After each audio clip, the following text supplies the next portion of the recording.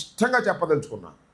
నిజంగా జగన్మోహన్ రెడ్డి గారికి ఆయన కాన్వాయ్లోనే కాదు, పక్కన ఎక్కడైనా ప్రమాదం జరిగి పడి ఉన్నా కూడా జగన్మోహన్ రెడ్డి గారు కాన్వాయ్ ఆపుకొని వారిని హాస్పిటల్కు చేరేంత వరకు కూడా ఆయన ఊరుకోడు. ఆయన స్వభావం అలాంటిది.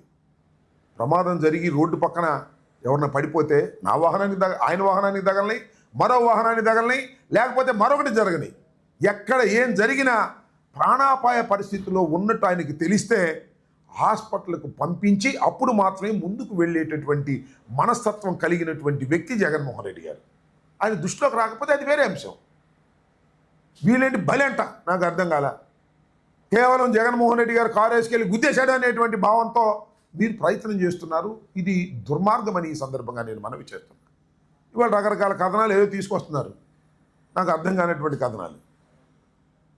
ముందు చెప్పినటువంటి స్టేట్మెంట్ ఏంటి, ఇవాళ మాట్లాడుతున్నటువంటి మాటలు ఏంటి, ఈ ఆంధ్రజ్యోతి ఈనాడు ఇన్వెస్టిగేషన్ ఏంటి, నాకు అర్థం కానటువంటి వ్యవహారం. ఏదో ఒక విధంగా జగన్మోహన్ రెడ్డి గారి పర్యటన అత్యంత విజయవంతమైంది.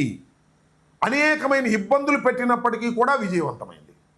దీన్ని భరించలేక ఎన్ని కేసులు పెడుతున్నారు మా మీద. రాత్రి ఒక కేసు పెట్టారు, వచ్చి నోటీస్ ఇచ్చి వెళ్ళారు నాకు రాత్రి 10ంటికి.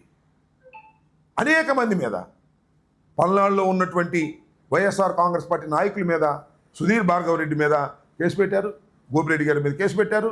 ఏదో ఒక విధంగా ఈ పర్యటనలో జరిగినటువంటి విషయాల మీద భూతద్దంలో పెట్టి చూపించి జగన్మోహన్ రెడ్డి గారిని బయటికి రాకుండా కట్టడి చేయాలి అనేటువంటి ప్రయత్నాలు పోలీసు యంత్రాంగం సహాయంతో చేయటం చాలా దురదృష్టకరమని ఈ సందర్భంగా నేను మనవి చేస్తున్నాను. జగన్మోహన్ రెడ్డి గారి పర్యటన విజయవంతమైన తర్వాత దాన్ని చూసి జలసిగా ఫీల్ అయ్యి అనేక రకాలైన దుష్ప్రచారాలు చేసేటటువంటి కార్యక్రమం, జగన్మోహన్ రెడ్డి గారిని వ్యక్తిత్వాన్ని హననం చేసేటటువంటి కార్యక్రమం దుర్మార్గంగా చేస్తున్నారు. దీన్ని ప్రజలు గమనించాలని మనం చేస్తున్నాం. ఏం చేసినా సరే వెళ్తే ఆయనంట బెట్టింగ్లు గట్టి చచ్చిపోయాడని ఆయన మీద పెడతారు. నాకు తెలుసు బాగా, రెంటపాళ్ళ గ్రామంలో బెట్టింగులు కాదు అది. ఈ రకంగా దుష్ప్రచారం, జగన్మోహన్ రెడ్డి గారి ప్రచారం, జగన్మోహన్ రెడ్డి గారి పర్యటన బ్రహ్మాండంగా ఊహకందని విధంగా జరిగితే దాన్ని భరించలేక ఈ విధమైన నీచమైన తప్పుడు ప్రచారాలు చేయటం చాలా దురదృష్టకరమని ఈ సందర్భంగా నేను మనవి చేస్తున్నాను. ఇట్ ఈస్ ఎన్ యాక్సిడెంట్ జరిగింది, దురదృష్టకరం. అతను ఎవరో కాదు, మా కార్యకర్త. జగన్మోహన్ రెడ్డి గారు అంటే తీవ్రమైన అభిమానం కలిగినటువంటి వ్యక్తి. అందుకనే ఆయనకి 10 లక్షల రూపాయల ఆర్థిక సహాయం ఇమీడియట్గా జగన్మోహన్ రెడ్డి గారు చేశారు. మేమందరం వెళ్ళి ఆ కుటుంబాన్ని పరామర్శించాం. పోలీసులు వారిని ఏదేదో చెప్పమంటే వారు చెప్పం, మేము జరిగిందే చెప్తామని వాళ్ళు స్పష్టంగా చెప్పారు. దురదృష్టవశాత్తు చీలి సింగయ్య మరణం మాకు కూడా తీవ్రమైన నష్టాన్ని కలిగించినటువంటిది, బాధ కలిగించినటువంటి అంశమని కూడా ఈ సందర్భంగా నేను మనవి చేస్తాను. ఇలాంటి వాటిని అడ్డం పెట్టుకొని జగన్మోహన్ రెడ్డి గారి వ్యక్తిత్వాన్ని హననం చేయడానికి ప్రయత్నం చేస్తే మాత్రం అది దుర్మార్గమని ఈ సందర్భంగా నేను మనవి చేస్తున్నాను. ఇప్పటికైనా తెలుగుదేశం పార్టీ, అదేవిధంగా ఈ ఈనాడు ఆంధ్రజ్యోతి సక్రమంగా ఆలోచించాలి. ప్రమాదం అంటే ఫ్యాక్ట్స్ రాయండి, తప్పలేదు. బలి అయిపోయారు, జగన్మోహన్ రెడ్డి గారి మీద బురద జల్లే కార్యక్రమాలు చేయటం చాలా దురదృష్టకరమని కూడా ఈ సందర్భంగా నేను చెప్పదలుచుకున్నాను. ఓకే,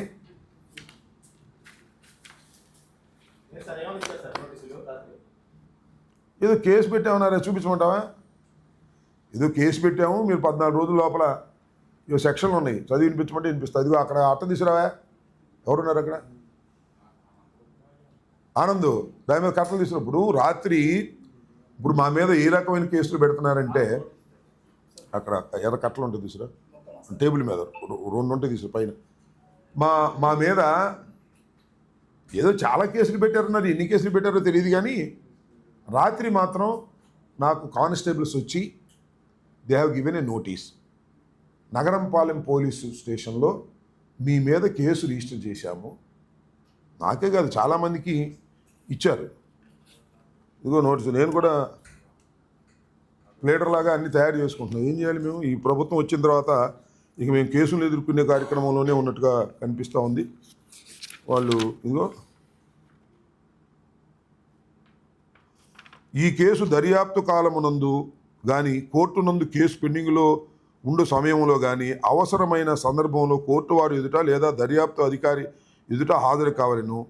మీరు ఈ నోటీసు ముట్టిన 14 దినముల్లో నగరంపాలెం పోలీస్ స్టేషన్ గుంటూరు జిల్లా నందు ఈ దిగువ సంతకం చేసిన అధికారి ఎదుట హాజరై మీ గుర్తింపు తెలుపు పత్రమును దాఖలుపరచవలెను. పైన తెలిపిన ఏ విధమైన షరతులు మీరు ఉల్లంఘించిన ఎడల కోర్టు వారి అనుమతితో మిమ్మల్ని అరెస్ట్ చేస్తాం. కోర్టు వారి అనుమతి తీసుకుని అరెస్ట్ చేస్తామన్నారు. ఈ సెక్షన్లు కూడా చెప్తాను. Crime number 227/25 Nagarampalem police station under section 223, 226 clause 2, 189 clause 2 red with 190 BNS 32 police act. దీని మీద మరి నా మీద ఇంకా మరి ఎవరెవరి మీద కేసులు రిజిస్టర్ చేశారో తెలీదు. చేసి రాత్రి నోటీస్ ఇచ్చి వెళ్ళారు. ఇంకా కూడా ఈ పర్యటన సందర్భంగా అనేక మంది వైఎస్ఆర్ కాంగ్రెస్ పార్టీ నాయకుల మీద కేసులు రిజిస్టర్ చేసినట్టుగా గుంటూరులోను అదేవిధంగా పల్నాడులోను జగన్మోహన్ రెడ్డి గారు ఏ ప్రాంతం మీదుగా అయితే వెళ్ళారో ఆ ప్రాంతంలో ఉన్నటువంటి వైఎస్ఆర్ కాంగ్రెస్ పార్టీ నాయకుల మీద కార్యకర్తల మీద పెద్ద ఎత్తున కేసులు రిజిస్టర్ చేసి మమ్మల్ని ఇబ్బంది పెట్టాలనేటువంటి ప్రయత్నం చేస్తున్నారు. నిజానికి చాలామంది ఏంటండి ఈ కేసులని ఐపీఎస్ అధికారులు కూడా ఎన్ని ఫాల్స్ కేసెస్ కదా అనేటువంటి భావన చాలామంది ఐపీఎస్ అధికారులు కూడా ఉంది. కానీ కొంతమంది ఐపీఎస్ అధికారులు మాత్రం మన లోకేష్ గారి ఆఫీస్ నుంచి టచ్లో ఉంటున్నారు.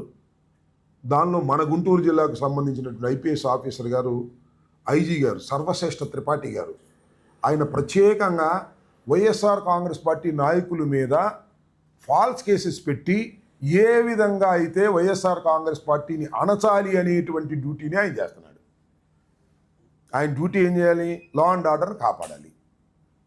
ఎక్కడైతే చట్టం ఫెయిల్ అవుతుందో అక్కడికి వెళ్ళి ప్రయత్నం చేయాలి. ఆ పనిలో లేడు ఆయన. అంబటి రాంబాబు గారి మీద కేసు పెడదామా, లేకపోతే భార్గవరెడ్డి మీద కేసు పెడదామా, లేకపోతే గోపిరెడ్డి మీద కేసు పెడదామా, అప్పిరెడ్డి మీద కేసు పెడదామా?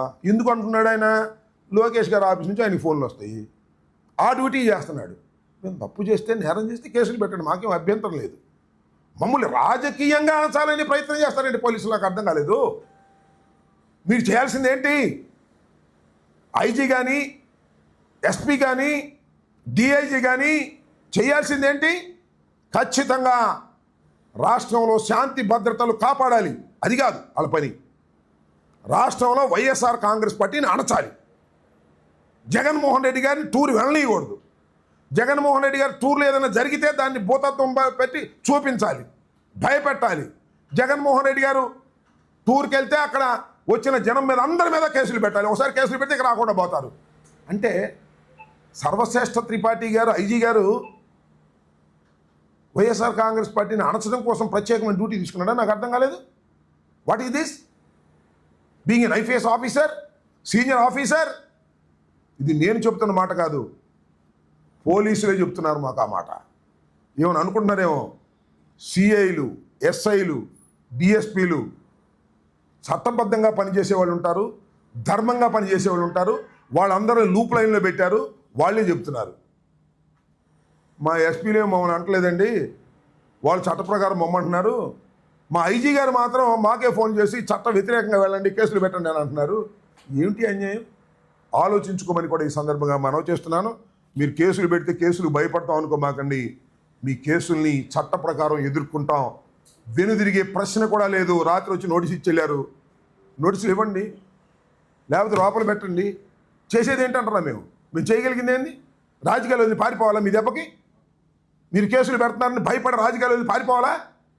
చిన్నప్పటి నుంచి రాజకీయాల్లో ఉన్నటువంటి వ్యక్తులు లోపల పెట్టి కుమ్మేస్తారా? జైల్లో పెట్టేస్తారా? ఏమిటి అన్యాయం అంటున్నా? కాకి బట్టలు వేసుకోండి, పచ్చ చొక్కాలు వేసుకోమాకండి లోపల. ఇది సరైనటువంటి విధానం కాదని మనం చేస్తున్నా. ఇలాంటి మీ పోలీస్ బెదిరింపులకి బెదరడానికి సిద్ధంగా లేవు. మేము రౌడీలం కాదు, సంఘ వ్యతిరేక శక్తులం కాదు, రాజకీయ పార్టీ కార్యకర్తలు, ప్రజాసేవ కోసం రాజకీయాల్లోకి వచ్చాను తప్ప మరొక దానికోసం రాలేదని కూడా ఈ సందర్భంగా నేను చెప్పదలుచుకున్నా. ఏదో మమ్మల్ని రౌడీలు బెదిరించినట్టు, జేబు దొంగలు బెదిరించినట్టు, దొంగలను బెదిరించినట్టు మమ్మల్ని బెదిరిస్తారా మీరు? మేము దొంగలమా? జేబులు కొట్టేవాళ్ళమా? రౌడీలమా? రౌడీ మామూలు వసూలు చేసేవాళ్ళమా? మేము ప్రజాసేవ కోసం రాజకీయాల్లోకి వచ్చాం. ఆ క్రమంలో మేము ముందుకు వెళ్తున్నాం. ఎక్కడైనా పొరపాటు జరిగితే పెట్టండి కేసులు, వీ కెన్ ఫేస్ ఇట్. కానీ కావాలని లోకేష్ బాబు చెబితే కేసులు పెట్టేస్తారా? ఎవరి మీద పెట్టాలి? మీద చదువుకున్న వాళ్ళం అండి మేము. డాక్టర్ మీద కేసు పెట్టారు, నాన్ బెయిలబుల్ కేసు. ఇవాళ సుధీర్ భార్గవ్ రెడ్డి మీద, డాక్టర్ శ్రీనివాస్ రెడ్డి మీద కేసు పెట్టారు. ఏంటిది? రోజులు ఎప్పుడు ఇలాగే ఉంటాయి అనుకున్నారా? అయిపోయింది సంవత్సరం, గుర్తుపెట్టుకోండి. యాక్సిడెంట్ జరిగితే దానికి జగన్మోహన్ రెడ్డి బలి చేశాడంటారా? జగన్మోహన్ రెడ్డి గారి వ్యక్తిత్వాన్ని హననం చేస్తారా? జగన్మోహన్ రెడ్డి ఎలాంటి వాడు? ఎక్కడైనా ఆయన కారు కాదు, ఎవరి కారు కన్నా తగిలినా కూడా అక్కడ ఆగి వాళ్ళని ఇమీడియట్గా హాస్పిటల్కి పంపించేటటువంటి మానవతా దృక్పథం కలిగినటువంటి జగన్మోహన్ రెడ్డి గారి మీద మీరు ఇష్టం వచ్చినట్టు కేసులు పెట్టాలని ప్రయత్నం చేస్తున్నారు. మా మీద ఇష్టం వచ్చినట్టు కేసులు పెట్టాలని ప్రయత్నం చేస్తున్నారు. జాగ్రత్త అని మనం చేస్తున్నా. కాకి బట్టలు వేసుకొని చట్ట ప్రకారం వ్యవహరించండి తప్ప కాకి బట్టల ముసుగులో పచ్చ చొక్కాలు వేసుకొని మీరు ప్రవర్తిస్తే మేము దేనికైనా సిద్ధంగా ఉన్నామని కూడా ఈ సందర్భంగా నేను చెప్పదలుచుకున్నాను. న్యాయస్థానాలు ఉన్నాయి ఇక్కడ ప్రజాస్వామ్య దేశంలో. మీ ఇష్టం కాదు, మిలిటరీ పరిపాలన కాదు, పోలీస్ పరిపాలన కాదు, చట్టబద్ధమైన పరిపాలన, రాజ్యాంగం ప్రకారం జరుగుతున్నటువంటి పరిపాలన. ఒక వ్యక్తిని అరెస్ట్ చేయాలంటే కొన్ని ప్రొసీజర్స్ ఉంటాయి. అన్ని ప్రొసీజర్స్ని మీరు వైలేట్ చేసి మీరు అరెస్ట్ చేస్తున్నారు, రిమాండ్కి పంపుతున్నారు. చూస్తాం వాటి సంగతి కూడా రాబోయే కాలంలో అని కూడా ఈ సందర్భంగా నేను చెప్పదలుచుకున్నాను. ఇలాంటి పిచ్చి పిచ్చి బెదిరింపులకు బెదరడానికి వైఎస్ఆర్ కాంగ్రెస్ పార్టీ నాయకులు, కార్యకర్తలు సిద్ధంగా లేరని కూడా ఈ సందర్భంగా నేను చెప్పదలుచుకున్నాను.